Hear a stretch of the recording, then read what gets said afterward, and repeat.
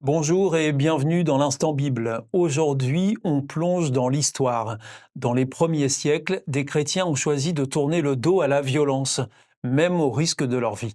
Un choix radical et audacieux à une époque où l'Empire romain dominait par la force. Alors, ces premiers chrétiens, pacifistes ou pas vraiment? Pour en parler, eh bien, j'ai le plaisir de recevoir nos deux invités de choix, les pasteurs Gétro Camille, bonjour, Bonjour Stéphane, bonjour tout le monde. et Pascal Rodet. Bonjour Stéphane, bonjour à tous. Bienvenue. Nous allons donc tout de suite nous intéresser aux messages que peuvent nous transmettre ces récits, nous qui vivons aujourd'hui dans un monde souvent violent. Et c'est tout de suite dans l'Instant Bible.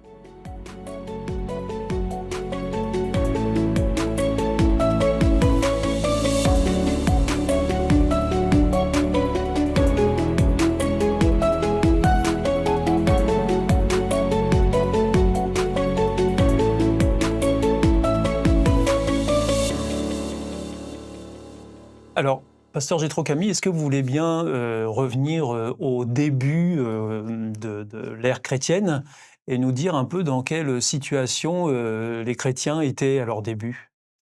Bien, on pourrait considérer que les premiers chrétiens sont une secte du judaïsme, parce qu'ils sont tous issus du judaïsme, leur messie est un juif, ils sont tous juifs, simplement ils ont une doctrine qui est particulière et ils attribuent à Jésus-Christ voilà, des attributs divins, enfin voilà, ils ont un discours très particulier, très radical, ce qui fait qu'ils sont dans un contexte très conservateur religieusement, ils sont persécutés très vite.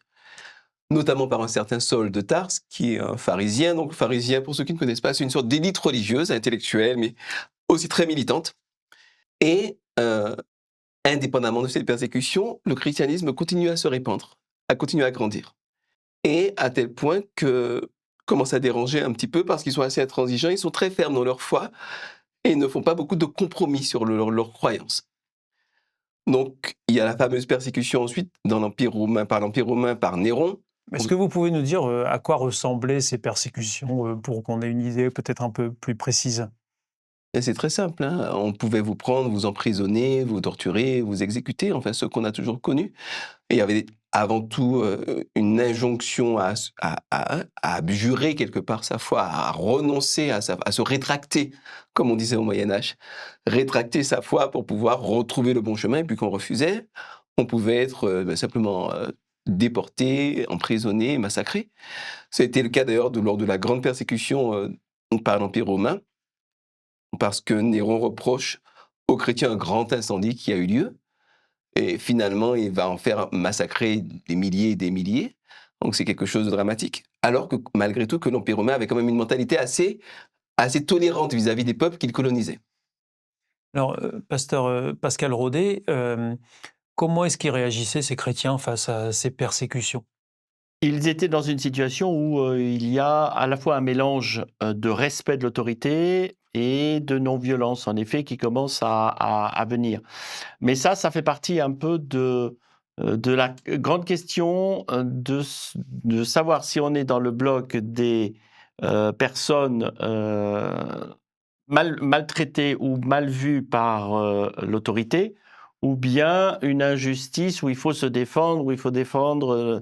Ça, c'est une notion qui n'est pas encore évidente. Donc, eux, ils veulent vivre leur foi comme ils l'entendent, comme d'ailleurs tous les dieux qui existent et toutes les religions qui existent dans l'Empire romain. C'est pas, il y a, comme le disait le pasteur Gétro Camille, il y a une tolérance chez les Romains. La question qui est un peu importante, c'est voilà, qu'est-ce que je fais face à cette persécution qui, somme toute, est un peu incompréhensible au départ. C'est évident, puisque le contexte est plutôt tolérant. Et c'est vrai que la notion de se défendre ou de guerre, enfin voilà, il n'y avait pas de... Ils n'ont pas cherché à se Ils n'ont pas défendre. cherché au début à se défendre. Tout à fait. Donc, ils avaient fait le choix de la non-violence?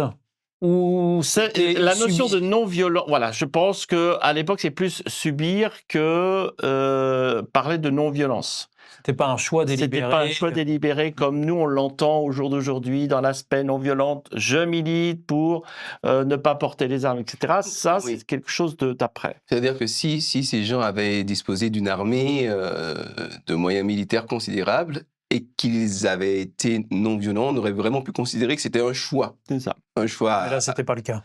Non, c'était des gens qui venaient de n'importe quel milieu social, d'anciens esclaves ou même des nobles, enfin, ça pouvait venir de partout, mais ils n'étaient pas constitués, ils n'étaient pas tellement organisés, déjà entre eux, et puis ils étaient surtout pas organisés autour de l'armée, quoi. Enfin, de Et la alors, violence. pasteur Gétro Camille, comment est-ce que vous expliquez qu'il puisse y avoir une telle tension entre le fait de vouloir être loyal envers Dieu, envers les croyances auxquelles on met sa foi, et puis se soumettre à l'autorité en place qui était à l'époque l'empereur romain? En fait, quand l'autorité en place, heu, est cohérente et travaille sainement, il y a l'apôtre Paul, l'ancien Saul de Tarse d'ailleurs, qui s'est converti, est devenu chrétien lui-même. Là, l'ancien persécuteur est devenu le héros de la foi chrétienne. Bien, il dit de se soumettre aux autorités. Soyez soumis aux autorités. Respectez, priez pour les autorités qui vous gouvernent. Enfin voilà, il faut avoir un saint respect, c'est très bien. Quand les autorités qui vous gouvernent abusent de leur pouvoir et vous donnent des ordres qui sont des ordres qui violent votre conscience, il y a toute une réflexion, y compris en Occident, sur la nécessité de ce qu'on appelle la désobéissance civique. C'est-à-dire qu'il y a, quand par exemple l'Empire romain vous dit vous êtes obligé d'adorer nos dieux, vous adorez les dieux que vous voulez, mais les nôtres vous les vénérez et vous offrez le sacrifice à l'empereur qui lui-même est considéré comme un dieu. Ça viole votre conscience et quelque part, soit vous le faites parce que vous vous en fichez complètement, soit vous ne le faites pas parce que ça viole votre conscience et c'est normal. De la même manière que pendant la Seconde Guerre mondiale, il y a un certain nombre de citoyens français et allemands qui ont été dans la désobéissance civile parce que les ordres qui étaient donnés étaient profondément contraires à leurs convictions profondes et à leurs valeurs profondes. Donc, il y a des moments où il faut savoir désobéir. C'est ce qu'ont fait les premiers chrétiens. Ils ont préféré privilégier leurs croyances et s'opposer à ce qu'on leur demandait de faire. Absolument. J'essaie d'expliquer cela à ma femme pour lui expliquer pourquoi je ne fais pas toujours ce qu'elle veut.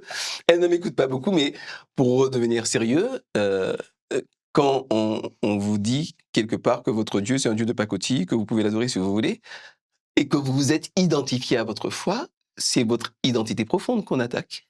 Et ça, n'importe quel être humain normalement constitué va se défendre, il va défendre son identité profonde. Et ce qui est intéressant d'ailleurs dans l'évolution qu'il y a eu, c'est que cette partie-là romaine est arrivée au moment où l'empereur est né dans l'Empire romain. Alors qu'avant, c'était des consuls. Il n'y avait pas cette notion d'un empereur divin qu'il fallait Adoré. adorer, etc. Lorsqu'il y avait les Romains du temps de Jésus et des premiers apôtres, il n'y avait pas cette notion-là. Donc, il n'y avait pas cette difficulté-là. Il y avait plus de difficultés avec les Juifs, par exemple, pour les premiers chrétiens, qu'avec les Romains. C'est normal, les Romains laissaient vivre la religion comme ils voulaient. Encore une fois, cette difficulté vient véritablement lorsque une personne veut prendre son autorité, veut devenir Dieu à la place de Dieu, quelque part. Calife à la place du Calife à la place du calife, et il leur donne des tas de choses qui sont injustes. Et là, ça devient en effet une question à se poser en tant que, pour les chrétiens, ça a été le cas, de dire, mais attends, là, il dépasse les bornes, l'autorité. Ces premiers chrétiens, face à l'Empire romain, ont fait des choix forts. Mais qu'est-ce que cela signifie vraiment aujourd'hui pour nous? La non-violence peut-elle être une réponse crédible face aux défis actuels? Restez bien avec nous, c'est le sujet qui vient tout de suite dans l'Instant Bible. Ce refus des armes a-t-il encore du sens aujourd'hui dans notre monde, pasteur Gétro Camille? Je ne sais pas s'il y avait un vrai refus des armes. La question ne se posait pas comme cela, et se posait d'autant moins comme cela que le modèle, Jésus, il a été profondément anti-violent. À un moment donné, on menace de l'arrêter, et il dit à ses disciples, écoutez, si je veux, je fais venir 12 légions d'anges armés qui vont me défendre, mais je ne veux pas ça.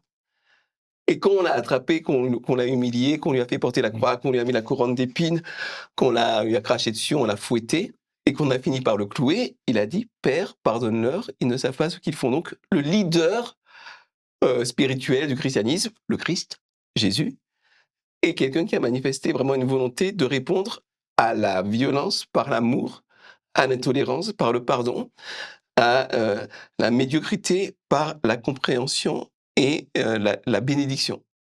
Donc c'est un modèle. À partir de là, tu peux pas prendre les armes au nom de Jésus pour aller. Enfin, tu peux si tu veux, mais tu es complètement incohérent dans ce cas-là. Mm. Et finalement, la figure de Jésus devient quelque chose qui est instrumentalisé, mais qui n'a plus rien à voir avec Jésus lui-même.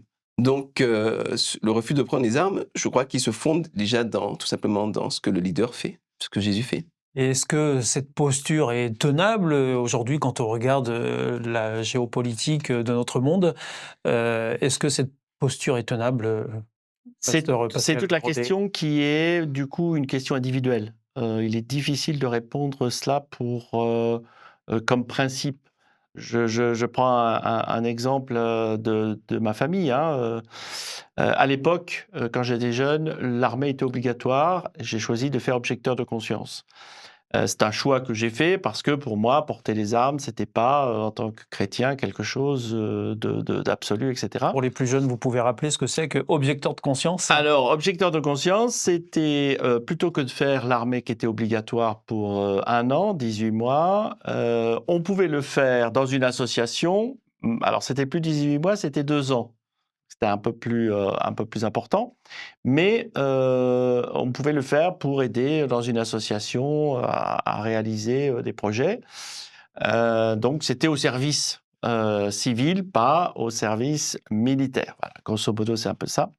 Parce que, voilà, c'était ce principe-là des personnes qui ne voulaient pas porter les armes. Et je pense que c'est aussi issu d'une génération qui, pas uniquement chrétienne, mais face à la guerre du genre Vietnam, c'était la période aussi de toutes ces guerres un peu entre deux blocs, et ça s'envoie des tas de bombes, et c'était enfin insupportable après la Deuxième Guerre mondiale de voir l'état actuel de la situation.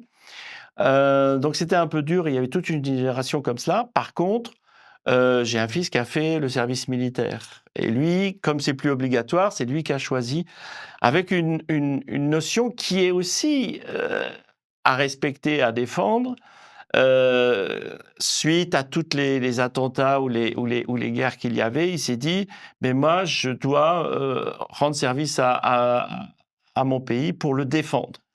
C'est toute une réflexion qui est différente. Et là, oui, ça peut être intenable, parce que comment je vais pouvoir défendre si je suis attaqué, si ma famille est attaquée, si ma famille est tuée par des ennemis? Est-ce que j'ai le droit ou pas, moi, en tant que chrétien, de défendre?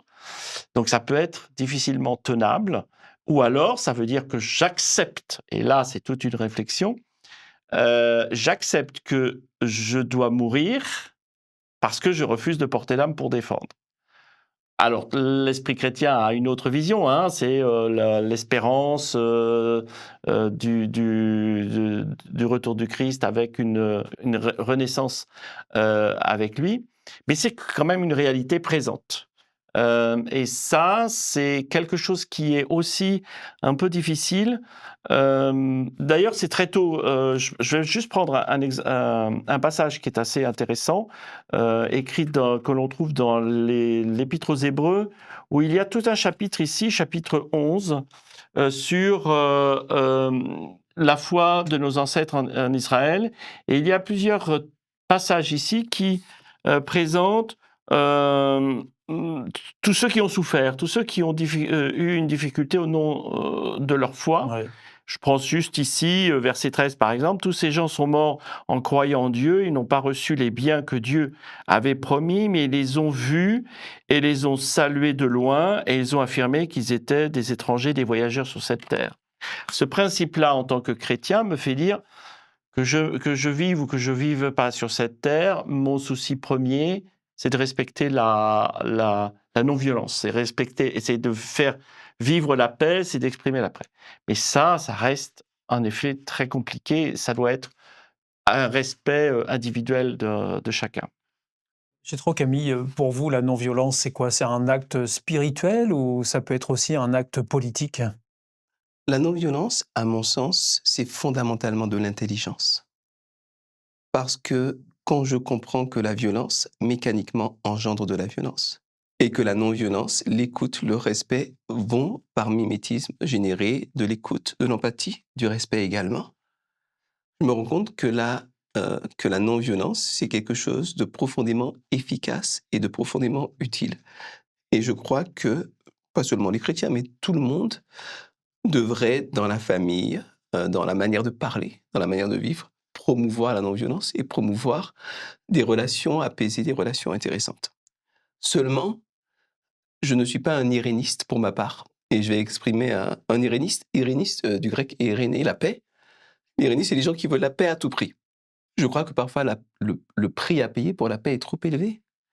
Imaginez par exemple que des gens souhaitent rétablir l'esclavage et vous pouvez parler avec eux, les écouter, faire tout ce que vous voulez. Et ils arrivent, ils prennent vos familles, vos femmes, vos enfants et ils vous remettent en esclavage. Je ne sais pas si c'est quelque chose qu'il faut accepter. En tout cas, moi, je ne l'accepterai pas. Et si des gens venaient pour massacrer ma famille, probablement, je prendrais les armes. S'il n'y a aucun moyen de faire autrement, plutôt que par idéologie, laisser ma famille se faire massacrer, ça, je n'accepterai pas. Je ne dis pas que j'ai raison. Je ne dis pas que j'ai tort. Je dis juste ce que je ferai. Et j'ai eu l'occasion, un chien qui attaquait ma femme, j'ai pas été iréniste. J'ai sauté sur le chien, vous voyez ce que je veux dire? Parce qu'on était fait pour vivre, on n'est pas fait pour se faire massacrer. Donc, il y a un proverbe qui dit, ce serait une très mauvaise conclusion pour l'instant Bible, mais un proverbe qui est intéressant qui dit que si tu veux la paix, sois prêt à la guerre. Et donc, pour moi, la non-violence, c'est un choix d'autant plus beau, d'autant plus à promouvoir, que tu es quand même en capacité de te défendre au cas où. Et je suis content qu'il y ait des gens qui fassent leur service militaire, et même si je suis contre la violence, profondément contre la guerre, contre les armes, je suis quand même content, vu le monde dans lequel on vit, qu'il y ait des policiers armés, parce que moi, j'ai été, par exemple, on m'a attaqué, on m'a volé ma moto, on m'a gazé. J'étais bien content que la police arrive pour me défendre, et qu'ils disposent d'une force pour le faire. Donc, il faut vraiment promouvoir, pour conclure, la non-violence à fond, mais tout en restant ancré dans le monde réel et en se rendant compte de ce qui risque à être complètement pacifiste dans le sens idéologique du terme. Et pour terminer, Pascal Rodet, les religions qui ont été à l'origine de tant de guerres, quand on regarde dans le rétroviseur, est-ce qu'elles ont aujourd'hui un discours audible concernant la non-violence? Moi, je crois qu'elles ont un discours audible à partir du moment où on reconnaît que dans l'histoire, on a été trop loin. Et c'est ce qui se passe d'ailleurs dans certaines religions. Il y a des, il y a, je reprends la plus ancienne des religions, le catholicisme. Il y a quand même de la part des personnes ici présentes, comme d'ailleurs à l'époque. Il y en a un qui est très connu dans l'Église catholique, qui est connu par tous, c'est Saint François d'Assise. C'était le premier à être contre les croisades, contre la guerre, à dire non, nous sommes profondément chrétiens en relation avec Dieu, on doit avoir la paix. Il y a des gens aussi au jour d'aujourd'hui en disant oui, il y a parfois des moments où on a été trop loin. Ça ne correspond pas à ce que je crois, moi, en tant que catholique, de la parole de Dieu, où il y a ce côté paix. Et à partir du moment où il y a une compréhension des choses, alors on peut être audible. On n'est pas... c'est pas parce qu'il y en a qui ont fait des bêtises il y a quelques décennies, quelques siècles, etc., que ça enlève tout ce qui est de ma relation avec Dieu ou de ma compréhension de ce qu'est la paix et l'amour avec Dieu.